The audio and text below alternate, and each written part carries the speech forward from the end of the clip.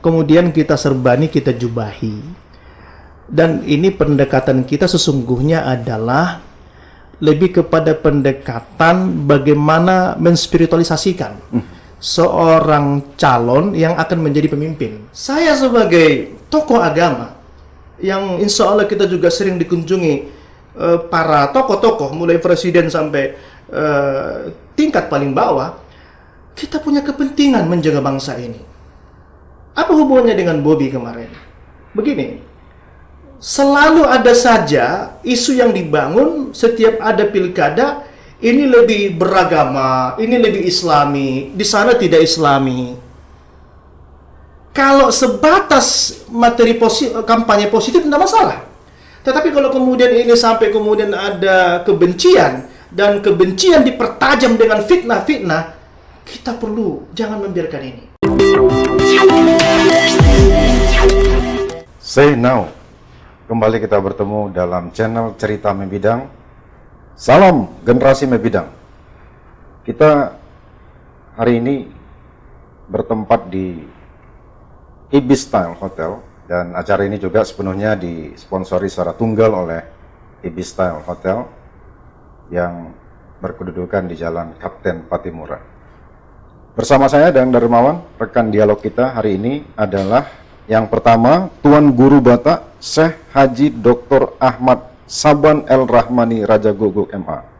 Selamat sore, Tuan Guru. Sore. Dan yang kedua rekan dialog kita adalah Bung Ihyar Velayati Harahap. Selamat sore, Bung Ihyar. Selamat sore, Bung Dadang.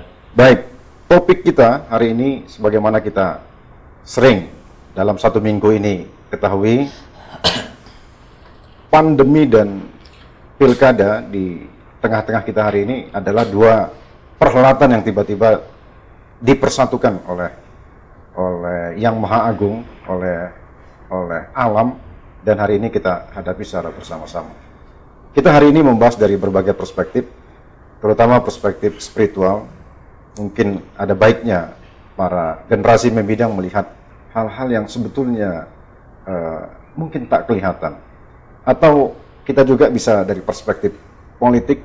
Kita tahu bahwa pandemi dan pilkada ini sangat luar biasa dicermati oleh berbagai kalangan, terutama di Indonesia, khususnya hari ini di Sumatera Utara, dan lebih khusus lagi adalah di Kota Medan.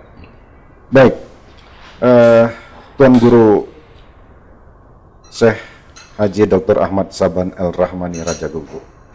Kita tahu hari ini banyak sekali masyarakat kita yang terpapar. Sudah lebih dari 250.000 orang di Indonesia, dan bahkan Sumatera Utara menjelang 12.000, Tuan, hari ini angka terpapar. Bahkan hari ini kita tidak tahu apa sebetulnya yang terjadi dengan situasi hari ini. Yang kita tahu hari ini faktanya ekonomi dunia hancur. Kemarin diberitakan 15 triliun US dollar yang sudah terkoreksi hari ini di seluruh dunia. Bahkan di Indonesia 3,5 juta orang kehilangan pekerjaan. Hampir semua negara membatasi ekspor maupun impornya. Dan kita tahu ancaman serius kita, kata Sri Mulyani, adalah kuartal ketiga kita ini sudah tinggal minus 2%. Bahkan diprediksi kalau ini juga tidak ada perubahan yang berarti, kita akan menghadapi resesi yang juga tidak kalah peliknya ke depan. Di samping itu juga upaya-upaya terus diberlakukan. Pemerintah juga sudah secara sangat serius mencari vaksin di berbagai negara. Kemarin bekerja sama dengan Sinovac dari China dan juga ada dari Inggris. Tapi namun demikian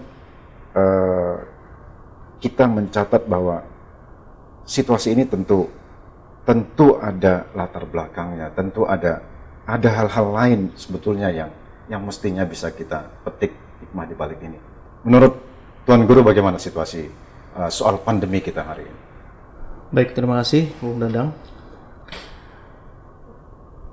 Wabah yang sekarang sedang melanda ini merupakan pandemi global. Jadi ini melanda seluruh dunia. Oleh karenanya perspektif kita ini tidak bisa sempit, bahwa ini pandemi global yang mengkhawatirkan seluruh belahan dunia, dan kemudian kita lihat kemudian secara lebih ke dalam perspektif kebangsaan atau keindonesiaan kita, bahwa pandemi ini telah membuat seluruh tatanan kehidupan kita menjadi sulit. Oleh karenanya, saya menganalisis bahwa memahami pandemi ini selain perspektif global dan perspektif lokal kebangsaan kita, tetapi juga adalah yang paling terpenting bagaimana kita sebagai umat beragama untuk melihat dan perspektif teologis. Baru nanti kita akan kembangkan pada perspektif sosiologis, bahkan ekonomis, bahkan perspektif medis, bahkan sampai kepada perspektif yang lebih kecil lagi, yakni perspektif kehidupan lingkungan atau rumah tangga. Memang ini cukup luas pembahasannya, tapi saya menganalisa begini. Jangan sampai kemudian dunia atau bangsa Indonesia secara khusus kita, bahkan kita turunkan lagi Sumatera Utara, kalah dengan pandemi ini. Jadi kita harus yakin bahwa musibah ini bisa kita lewati dengan baik dan terukur, asal pendekatan kita tepat. Kita ingin masuk dulu kepada perspektif yang lebih besar, teologis, karena saya kira kita konsentrasi di situ, dan bangsa Indonesia kan mayoritas berpenduduk Muslim. Begini, kalau kita lihat di dalam Al-Quran, Tuhan sudah menjelaskan bahwa tidak terjadi satu musibah baik pada alam ini, bahkan pada dirimu, kecuali telah tertulis dalam kitab Tuhan. Kalau ini kita kembangkan lagi nanti, bahwa terjadi musibah kerusakan juga akibat perbuatan manusia. Kalau ini kita kembangkan dalam perspektif sejarah, bahwa terjadi beberapa malapetaka, itu sesungguhnya karena diundang oleh perbuatan manusia. Karena ini pandemi global, saya melihat memang sekarang ini dunia sudah mengarah kepada ketidakberimanan. Saya melihat dunia sekarang sudah mulai tidak beriman. Jadi kalau perspektif teologis, kembali kepada bangsa kita secara khusus, saya berpikir bahwa resep yang paling utama yang harus kita lakukan untuk melawan pandemi ini adalah kita introspeksi total, muhasabah, yakni pendekatan langit, bahwa kita harus sesama anak bangsa bersama pemimpin bermunajat, berdoa agar bala ini bisa berhenti, dan kemudian kita melakukan introspeksi total. Apa yang salah dengan kepemimpinan kita? Apa yang salah dengan kehidupan berbangsa kita? Saya kira ini. Kalau ini sudah kita renungkan, baru kita masuk kepada perspektif medis, kesehatan. Barangkali ini yang paling penting. Saya melihat perlawanan kita terhadap COVID ini dengan konteks bagaimana menjaga COVID ini jangan menyebar, itu sama sekali masih belum maksimal. Bahkan kalau kita hubungkan lagi dengan terjadinya gejolak baru-baru ini, bangsa kita misalnya ada demonstrasi masif terhadap penolakan RUU Ciptaker itu sangat luar biasa. Setiap daerah di seluruh pelosok Indonesia itu terjadi demonstrasi masif, ribuan. Bayangkan kemudian kalau kita kaitkan dengan protokol kesehatan. Kalau ini benar-benar terjadi proses penyebaran seperti yang kita khawatirkan, saya menduga justru untuk ukuran saat ini atau 2 minggu setelah terjadi demonstrasi itu, ini sudah harus puluhan juta yang harus terpapar, penambahan terpapar COVID-19 ini. Tetapi apakah itu terjadi? Kita belum mendapatkan informasi.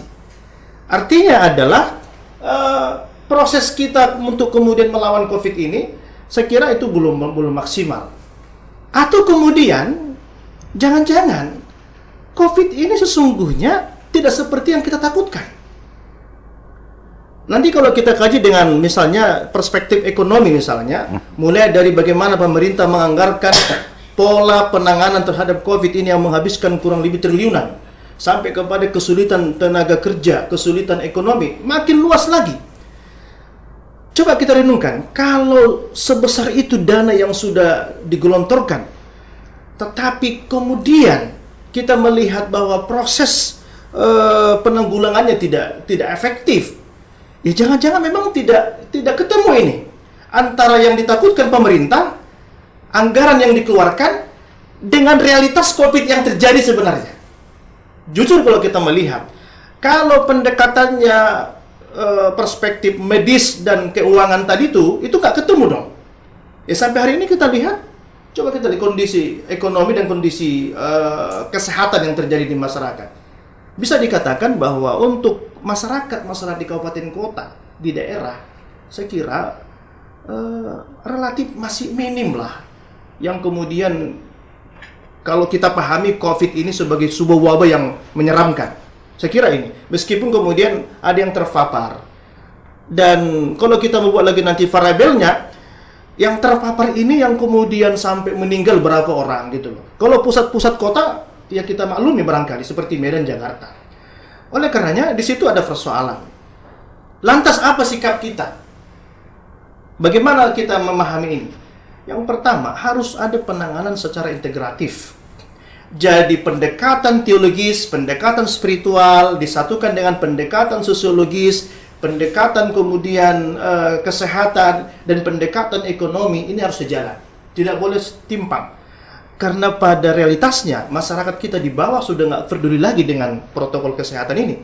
Kenapa? Karena berbenturan dengan kehidupan ekonomi. Dan kita lihat saksikan memang rata-rata yang tertimpa oleh COVID ini justru kalangan-kalangan dalam tanda petik yang mapan, yang elit. Saya kemarin mendapat ada beberapa penjelasan dari seorang dokter ya, saya lupa namanya.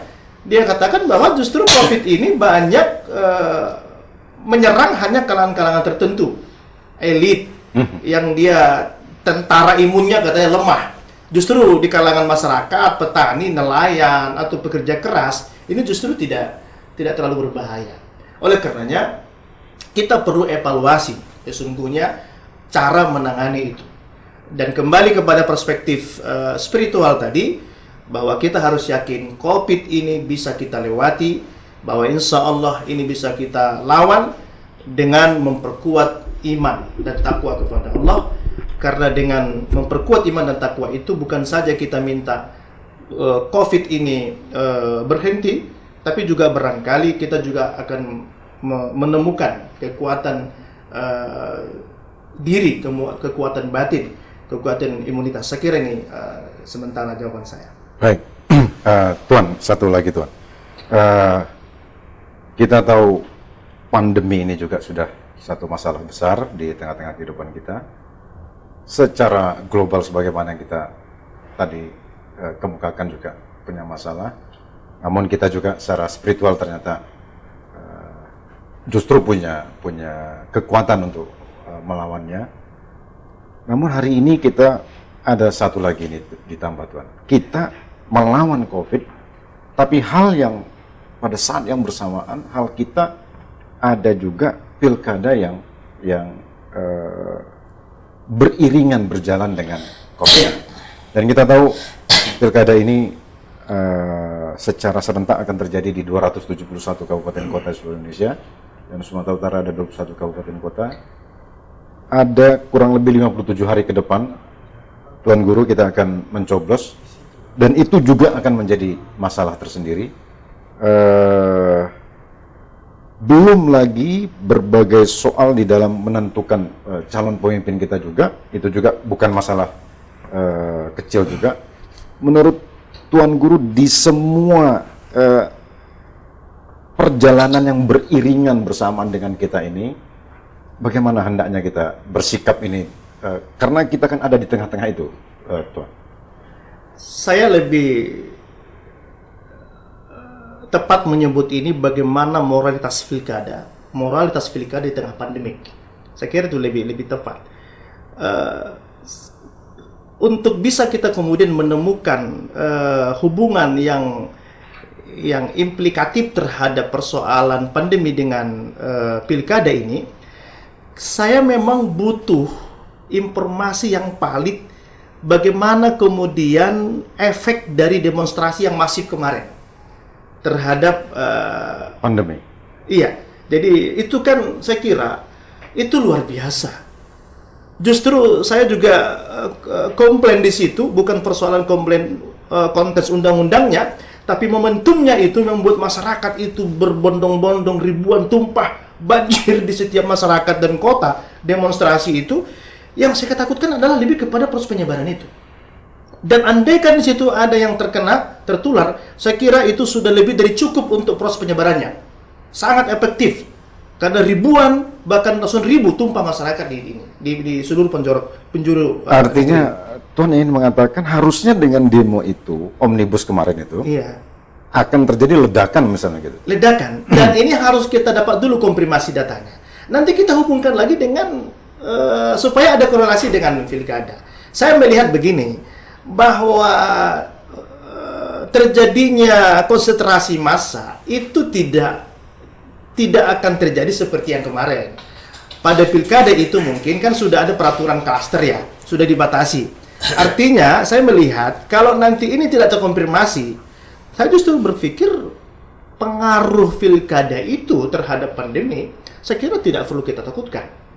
Kalau kemudian ini tidak terkonfirmasi dengan situasi ini, itu. Tetapi jika kemudian kita mendapatkan ledakan yang terjangkit wabah karena kemarin demonstrasi itu, maka ini menjadi hati-hati. Maka kita sudah mendukung ada undang-undang KPU, saya kira yang membuat klaster, membatasi harus pakai masker. Yeah. Saya kira itu sudah cukup positif. Tetapi lagi-lagi saya kira memang perlu kita juga melakukan pendekatan yang lebih integratif, saya kira. Saya berpikir kalau ini pendekatan kita hanya protokol kesehatan, maka alamat pandemi ini tidak bisa kita lawan. Harus integratif, Bung Danang. Saya kira itu. Baik, saya beralih ke Bung Ihyar Velayati, tapi kami sering panggil Bung Kasper ini. Baik, Bung Ihyar, kalau kita lihat pilkada, situasinya saya kira sungguh sangat menurut saya mengharu biru lah di Indonesia hari ini, apalagi di Sumatera Utara. Tidak ada pembicaraan setiap hari menurut saya di media-media sosial tanpa pilkada. Bahkan 1 minggu ini viral bagaimana Bobi Nasution di Medan ini kemudian bersama Tuan Guru juga memakai jubah, dan itu luar biasa berbagai tanggapan di tengah-tengah pandemi pilkada, isu juga luar biasa berseliwerannya, Bung. Gimana menurut Bung? Apakah ini sesuatu yang memang biasa-biasa saja dalam perspektif politik, atau memang juga mungkin saja ada ledakan juga di dalam pertumbuhan kesejajaran dari berbagai macam perspektif ini ya? Ada pilkada, ada pandemi, ada isu dan seterusnya. Gimana menurut Bung Ihyar? Ya, terima kasih Bung Dadang ya. Ini Bung Dadang ini salah satu tokoh aktivis 98, salah satu tokoh. Ini teman sekaligus guru juga ini sebenarnya. Pertama, kalau menurut saya saat ini ada satu situasi yang bukan hanya dialami oleh Indonesia ya, tapi ini adalah global. Ada persoalan pandemi yang berimbas secara ekonomi, politik, dan juga ke sektor-sektor yang lainnya. Dalam situasi seperti ini, saya sepakat dengan Tuan Guru dalam konteks global dulu, karena ini adalah masalah global, maka sebenarnya penyelesaiannya adalah ini harus global, kerjasama. Integratif tadi itu ya? Iya, integratif bukan hanya dalam makna strategi, tapi dalam makna orang-orang negara Nggak bisa ini diselesaikan oleh Cina aja, nggak bisa diselesaikan oleh Indonesia aja. Ini harus diselesaikan oleh semua negara. Sehingga dalam berbagai perspektif, dalam berbagai strategi kesehatan, mencari formula virusnya, kemudian strategi ekonomi, bagaimana dalam situasi begini aktivitas ekonomi juga tepat tumbuh. Karena kalau aktivitas ekonomi tidak tumbuh, maka tidak ada penyerapan tenaga kerja. Kalau tidak ada penyerapan tenaga kerja, tidak ada daya beli. Kalau tidak ada daya beli, maka orang akan miskin. Kalau orang miskin, maka peluang menjadi terradikalisasi, sentimen-sentimen anti pemerintah bukan hanya di Indonesia, itu menjadi PR bersama.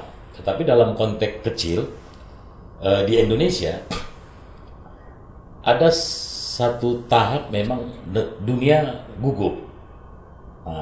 Satu tahap dunia gugup bagaimana menghadapi ini, terlepas dengan pro kontra atau isu yang mengiringinya, ini konspirasi misalnya, atau juga ini tidak seperti yang kita bayangkan dramatis, atau memang ini real. Tetapi yang jelas apapun itu, ini berdampak secara ekonomi dan berdampak secara politik dan juga sektor-sektor lain.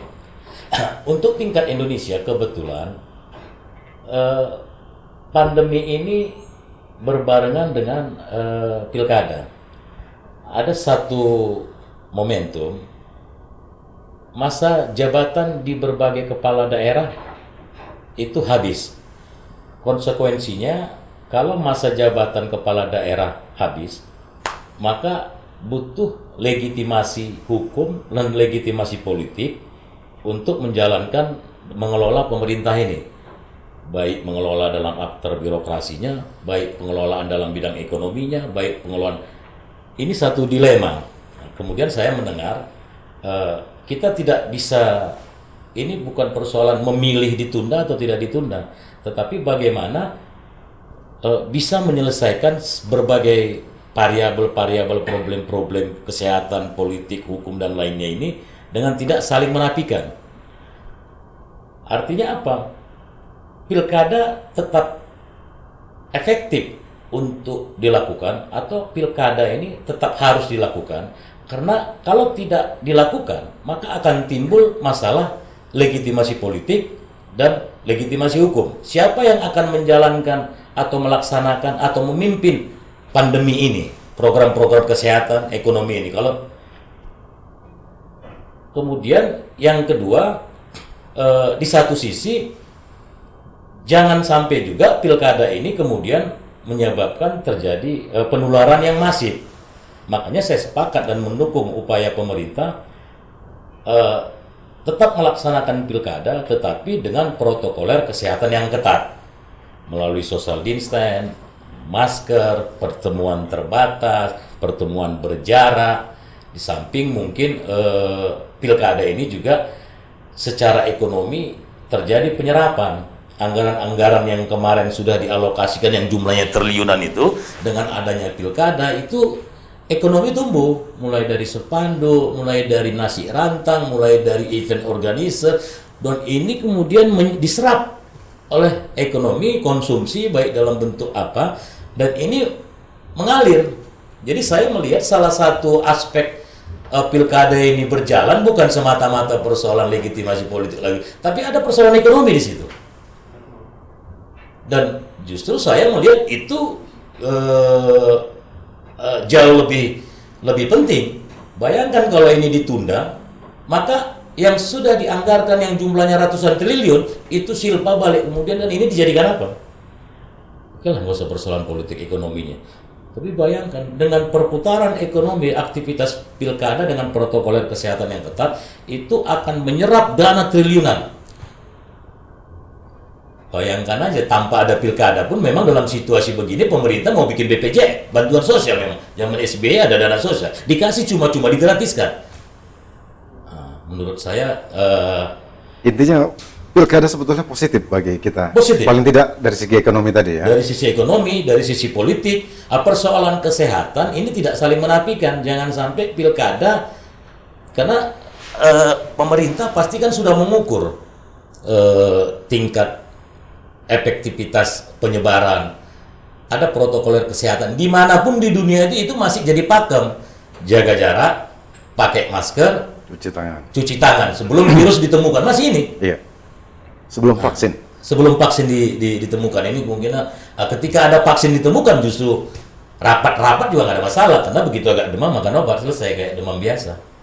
Nah, kira-kira kalau menurut saya justru ini sudah diperhitungkan lah oleh pemerintah dalam berbagai aspek tentang pilkada ini. Kira-kira begitu.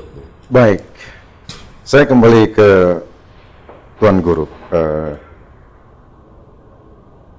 Kalau kita lihat dalam hubungan politik dengan pandemi, Tuan, khususnya yang ada di Kota Medan, saya melihat, saya sempat singgung tadi, dalam 1 minggu ini, ketika Tuan Guru bertemu dengan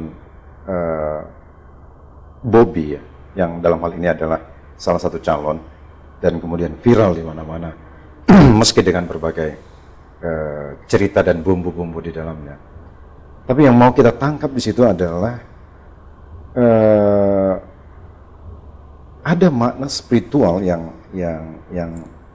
sebagian orang melihat di dalam hubungan pertemuan kemarin itu, sebetulnya secara spiritual itu pula apa yang bisa terjelaskan atau Tuhan jelaskan sehingga pantas kalau demikian Bobi memang kita katakanlah secara simbolisasi dipakaikan jubah misalnya begitu, kemudian didoakan dan seterusnya. Menurut Tuan Guru yang terjadi pada saat itu sebetulnya seperti apa secara spiritual itu?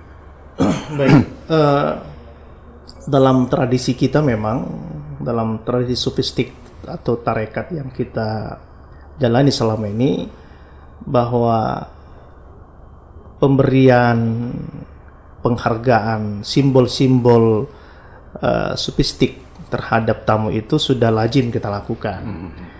Jadi kalau saya tidak salah dulu pun Pak Wagub datang ke Simalungun juga kita berikan, kita serbani. Ada juga yang kita berikan ulos. Kemarin waktu Pak SBY datang juga kita kasih ulos.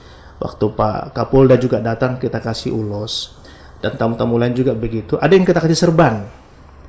Tapi memang ada yang kemudian kita serbani, kita jubahi. Dan ini pendekatan kita sesungguhnya adalah lebih kepada pendekatan bagaimana menspiritualisasikan seorang calon yang akan menjadi pemimpin. Jadi maknanya sesungguhnya adalah itu bukan penebalan makom spiritual.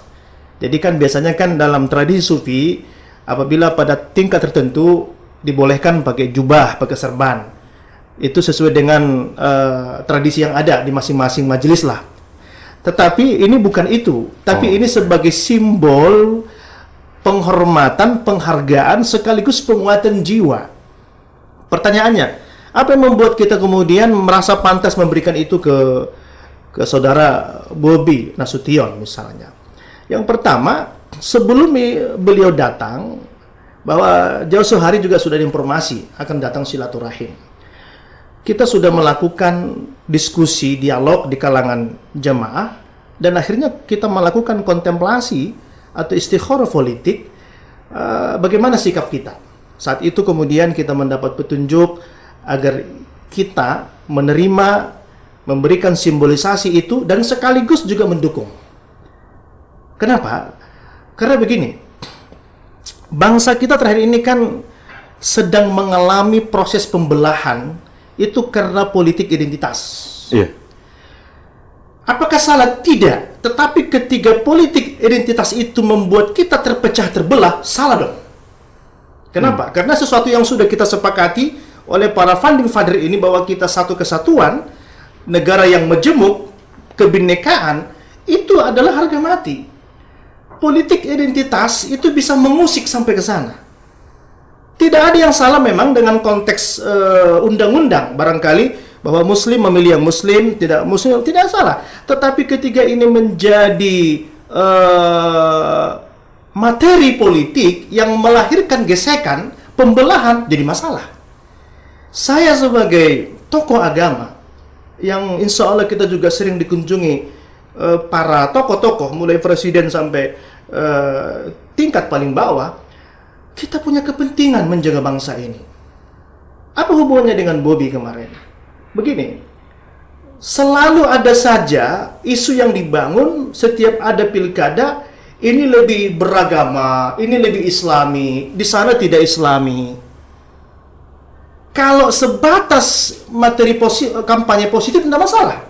Tetapi kalau kemudian ini sampai kemudian ada kebencian, dan kebencian dipertajam dengan fitnah-fitnah, kita perlu jangan membiarkan ini. Jadi oleh karenanya, ada dua kemungkinan yang mereka tidak setuju dengan pemberian penghargaan simbol penyerbanan dan penyematan jubah. Pertama mungkin boleh jadi karena perspektif kepentingan politik, ini saya kira normatif. Tapi ada yang kedua yang berbahaya. Apabila dia merasa tidak pantas itu diberikan kepada Bobby, karena dia merasa dia yang paling beriman. Dia yang paling tidak pantas karena dia mungkin kurang beriman. Ini dianggap lebih beriman, ini berbahaya. Ukurannya apa? Bobi Nasution, pandangan kami, bukan karena kita mendukung. Saya kira seorang anak muda yang soleh, punya keluarga, dilahirkan dari keturunan yang baik. Artinya, kita sebagai muslim perlu memberikan doa, dukungan. Saya sebagai tuan guru yang kemudian dikunjungi, memberikan simbolisasi ini, ingin menguatkan. Kami dukung engkau, dan kami berikan jubah dan serban ini sebagai simbol agar engkau senantiasa berada di tengah-tengah alim ulama, orang soleh, memimpin kota Medan ke depan. Itu satu. Yang kedua, kita tidak pernah menjelekkan yang lain. Itu sudah selesai di kita. Bahwa kita tidak akan pernah merasa lebih baik dari orang lain. Kita tidak akan pernah menjelekkan paslon yang lain.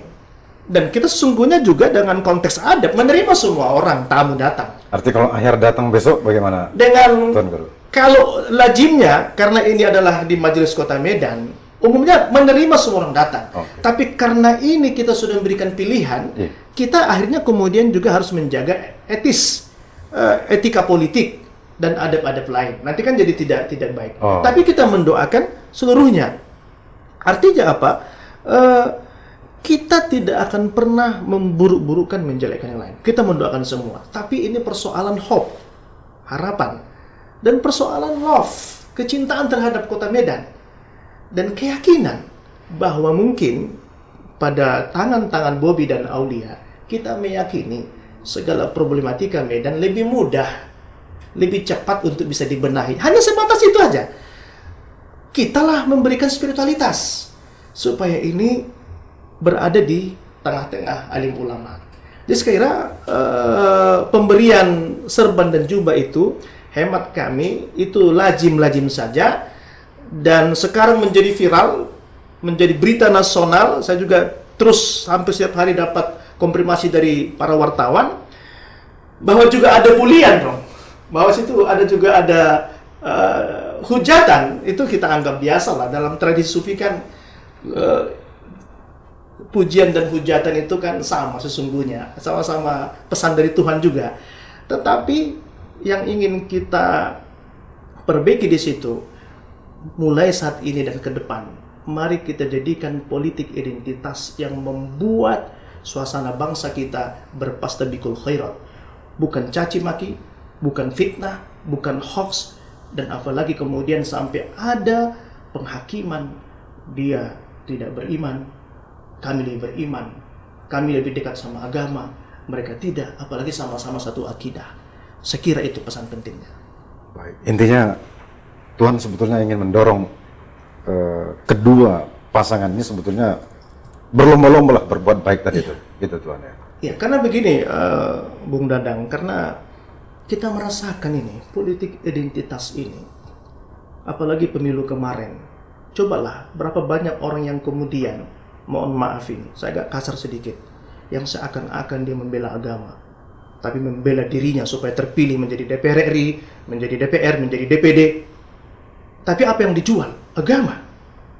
Apakah salah? Tidak salah.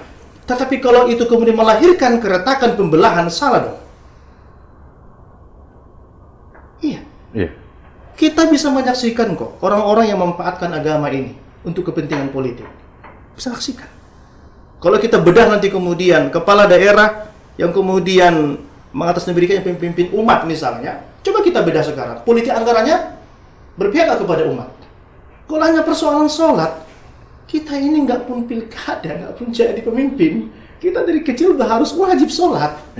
Itu kewajiban kita muslim semua mukallaf. Tetapi asal muncul pilkada, selalu ada itu. Ada semacam asosiasi bahwa diferensiasi sampai kepada bandit mungkin. Ini pemimpin umat, ini tidak. Apakah salah? Tidak salah. Tetapi itu pertanggungjawabannya besar. Pertanggungjawaban besar. Jadi semua kita diminta pertanggungjawabannya. Saya nanti di akhirat ditanya oleh Allah. Kau kemarin memilih pemimpin itu loh. Kau bilang dia baik, pemimpin umat. Tapi nggak baik kata Tuhan. Kemana jawab itu? Jadi oleh karenanya ke depan, itu mari kita perbaiki. Bahwa kita harus menjaga spirit religiusitas, iya. Tetapi harus menjaga kepastian bangsa kita ini tetap hidup harmonis berdampingan. Saya kira itu. Agama ini adalah inspirasi batin. Bukan aspirasi politik. Saya setuju deh. Ini idiomatik vakum para pendahulu kita. Aspirasi batin bukan aspirasi politik. Artinya adalah tidak perlulah orang terlalu tahu kalau kita ini pemimpin umat. Dia sering puasa Senin Kamis, dia sering ke masjid. Tapi nanti politik anggarannya nggak berpihak kepada umat. Kalau bahasa Sufi katanya, di depan orang kau lawan setan, tapi dalam kesendirianmu kau sedang bercumbu-cumbu dengan setan. Ini nggak boleh terjadi. Saya kira itu. Baik, luar biasa. Jadi spiritual itu adalah suatu pesan-pesan yang sifatnya batin ya, gitu Tuhan ya. Tak perlu digembar-gemborkan. Baik, Bung Kasper, ini ada 3 hal kalau kita lihat dan dengar dari Tuan Guru tadi. Ada pandemi, ada pilkada, ada spiritualitas, dan ada juga politiking di antara percaturan di tengah-tengah kita hari ini. Bagaimana Bung Kasper melihat secara politis apa sebetulnya yang terjadi dengan situasi yang 1 minggu ini muncul di berbagai media terkait dengan spiritualitas ketika Bobi Nasution dengan Tuan Guru bertemu dan kemudian mereka saling bertegur sapa dan saling mendukung, saling mengingatkan. Bagaimana Bung Kasper melihat hingar-bingar di tengah-tengah itu? Ya, terima kasih Bung Dadang. Yang pertama perlu kami sampaikan bahwa pertemuan antara ulama, para masai, tuan-tuan guru, para dai dengan Bobi itu difasilitasi oleh MMC, Medan Mulia Center. Medan Mulia Center. Medan Mulia Center. Pusat kemuliaan orang-orang Medan lain. Iya, seperti itu. Jadi sebelumnya kan ini bukan ujuk-ujuk. Jadi Medan Mulia Center itu adalah lahir dari berbagai diskusi dengan Akademi Islam, tokoh Islam, para alim ulama. Kita juga sempat sowan dan konsultasi dengan Tuan Guru. Itu di latar belakangi beberapa pilkada yang pernah terjadi di Indonesia dan di Sumatera Utara selalu rentan dengan politik sara, informasi hoak, fitnah, politik identitas. Yang outputnya itu terjadi pembelahan dari mulai atas hingga akar rumput, dari mulai pejabat hingga abang becak sampai ke tingkat bawah, dan itu sembuhnya lama. Pengalaman 2017 pilkadanya di Jakarta, tetapi pertempurannya sampai ke Sumatera Utara hingga ke Spiongot sana, dan sampai hari ini sampai hari ini dilanjutkan dengan pilkada 2018. Dan terakhir Pilpres 2019. Jadi dampak dari pilkada yang menggunakan strategi atau tema-tema utama hoak, fitnah, politik identitas, politik sara itu sangat tidak efektif dan menggoyang sendi-sendi bernegara dan berbangsa. Atas dasar itu kemudian kita mencoba mendirikan Medan Mulia Center yang tujuannya menciptakan politik pilkada yang berkualitas tanpa hoak dan fitnah. Itu sebenarnya. Tetapi apakah berhenti di situ saja? Kita kemudian berharap selain pilkada yang berkualitas, menurut kita Medan yang sudah hampir 20 tahun pergantian suksesi kepemimpinan hingga 3 kali dan tercederai dengan kasus hukum hingga hari ini, persoalan-persoalan utama di Kota Medan tidak selesai. Maka kemudian kita merumuskan siapa kira-kira yang menurut kita para akademisi tokoh Islam ini bisa membangun Medan ke depan lebih maju, lebih berkah, lebih kondusif, dan itu ada pada Bobi Apip Nasution dengan bibit, bebet, bobot yang dia miliki. Bibitnya dia seorang akademis, seorang sarjana terpelajar, bebetnya dia dari keturunan atau keluarga yang terpandang, bobotnya dia juga pernah selain terpelajar dia juga menggunakan atau menggeluti dan sukses di dunia usaha, dan yang paling baik dia bersih, dia punya jaringan di tingkat nasional dan punya jaringan dengan pengusaha yang bisa membawa investasi di Kota Medan, dan ini menjadi basis dari beberapa pembangunan proyek-proyek besar, baik itu dalam konteks ekonomi maupun dalam konteks keumatan, apalagi mungkin janji dia akan ada Islamic Center yang sempat tertunda 15 tahun dan yang lainnya. Dan bagi kita ini rahmatan lil Kota Medan, pilihan-pilihan dan hasil diskusi tersebut. Tetapi kita juga tidak berusaha menjelekkan, memfitnah, atau katakanlah memberikan informasi hoax tentang calon pasangan yang lain. Kita juga mengapresiasi. Jadi ada 2 kandidat pasangan calon di Kota Medan, maka kita mendorong masyarakat untuk memilih yang terbaik. Dan yang terbaik itu menurut kita Bobi Apip Nasution. Dan inilah lewat deklarasi Medan Mulia Center, kemudian dibarengi dengan acara silaturahim para tuan guru, alim ulama, masyayikh, dan juga para dai untuk bersilaturahmi mempererat hubungan silaturahmi antara ulama dengan calon umara. Dan Medan Mulia Center di sini sebagai salah satu elemen yang memfasilitasi, dan kita berharap dengan adanya pertemuan silaturahmi antara calon wali kota dengan para alim ulama, kemudian hal ini diinisiasi oleh para akademisi atau tokoh masyarakat, tokoh pergerakan, kita berharap pilkada ini mencerminkan pilkada yang berkualitas, tidak ada hoak di dalamnya, tidak ada fitnah, dan juga boleh ada politik identitas, karena itu tidak bisa dinafikan. Tapi seperti kata Tuan Guru, politik identitas jangan sampai menggerus sendi-sendi kebangsaan, sendi-sendi bernegara, sendi-sendi keumatan. Orang bisa, Bobi bilang saya Nasution, representatif dari keluarga Muslim, itu dalam tanda petik kan politik identitas. Tetapi kan bukan berarti itu menggerus sendi-sendi keumatan, sendi-sendi kebangsaan, sendi-sendi bernegara. Dia menjelaskan faktanya. Yang tidak boleh itu kalau dia bilang saya mendailing Islam, kemudian yang non mandailing itu tidak Islam atau tidak Islami, kulturnya tidak Islami, hanya itu fitnah. Dalam beberapa hal kita juga mentolerir kampanye negatif, tidak ada masalah. Negatif itu dalam pandangan kita adalah kampanye yang membuka data diri pasangan calon yang pernah dia lakukan, yang tidak baik misalnya. Tetapi dia tidak boleh kampanye hitam. Kampanye hitam itu bohong. Fitnah itu ya, fitnah ya. Nah, itu fitnah. Kalau kampanye negatif itu kan kampanye yang menjelaskan tentang hal-hal yang dilakukan oleh pasangan lawan itu memang kelemahannya. Karena memang saling mengkampanyekan, bukan hanya yang baik-baik, tapi apakah menjelaskan tentang ketidakmampuan pasangan lain itu negatif? Itu jadi dia tidak boleh menghilangkan fakta, karena fakta itu suci, Bu. Jadi tidak boleh kampanye hoak, fitnah, yang tidak ada menjadi ada, yang ada ditiadakan. Kurang lebih itulah pesan pertemuan kemarin itu yang digagas oleh MMC itu. Iya, kita pertemuan itu esensinya adalah yang pertama kita ingin memberi himbauan kepada masyarakat bahwasanya alim ulama, akademisi, tuan-tuan guru menghimbau kepada umat Islam agar berkomitmen untuk menuju pilkada yang berkualitas. Pilkada yang berkualitas itu adalah pilkada tanpa hoak dan fitnah.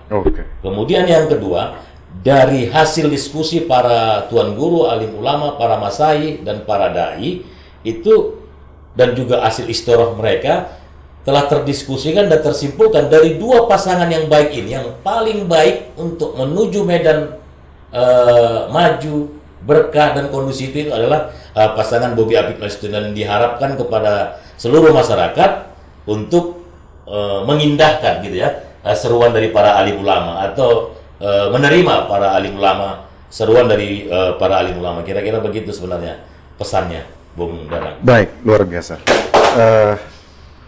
Tuan Guru Saban El Harmani,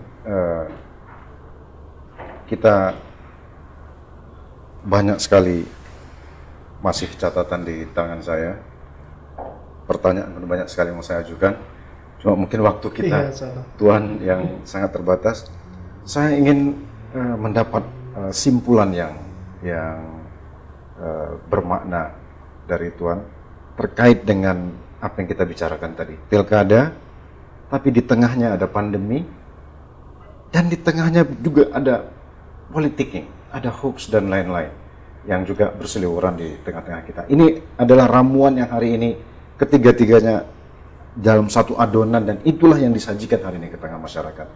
Kurang lebih secara spiritual apa yang bisa kita pesankan Tuan kepada masyarakat Kota Medan ini, agar kurang lebih selama 57 hari ke depan dapatlah kita semua ini mendapat hikmah, pelajaran berharga dari situasi kita ini. Gimana Tuan? Baik, terima kasih Bung Dadang. Saya kira ini pertanyaan sangat bagus ya. Semua problematika kehidupan itu hanya bisa kita selesaikan dengan baik apabila kita memiliki spiritualitas yang baik. Spiritualitas yang kita maksud di sini adalah bagaimana memaknai kehidupan.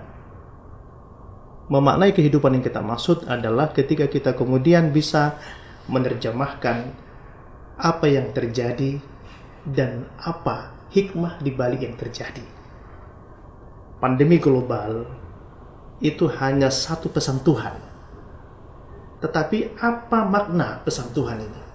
Sesungguhnya banyak yang dapat kita petik, tapi ini menjadi koreksi, menjadi simbol dari langit agar kita lebih muhasabah, mulai dari kehidupan berbangsa, dari ekonomi, politik, kepemimpinan, sampai kepada beragama sekalipun.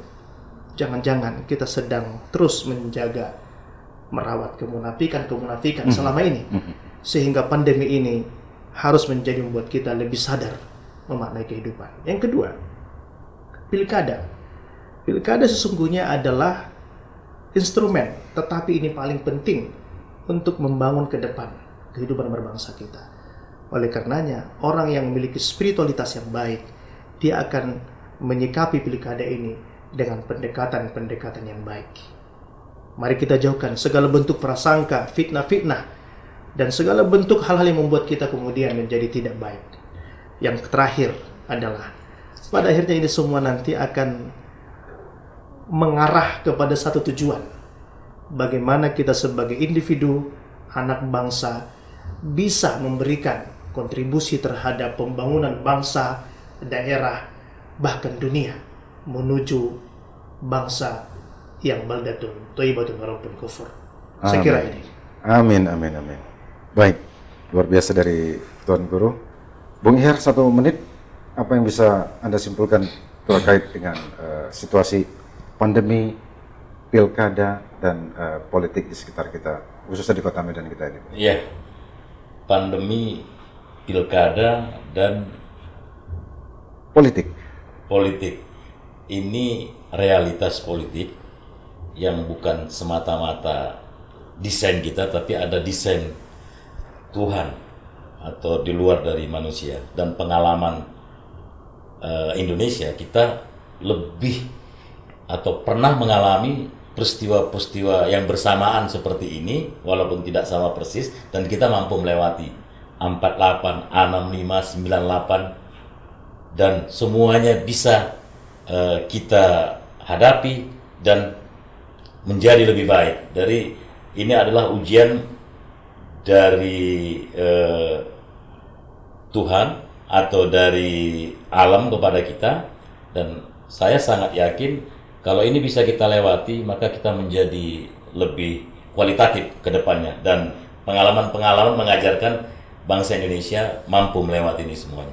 Kira-kira demikian.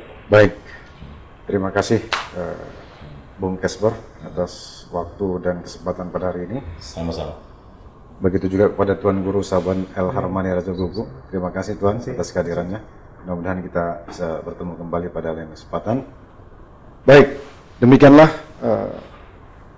Generasi Membidang podcast kita pada hari ini dari Ibis Style Hotel di Jalan Kapten Patimura.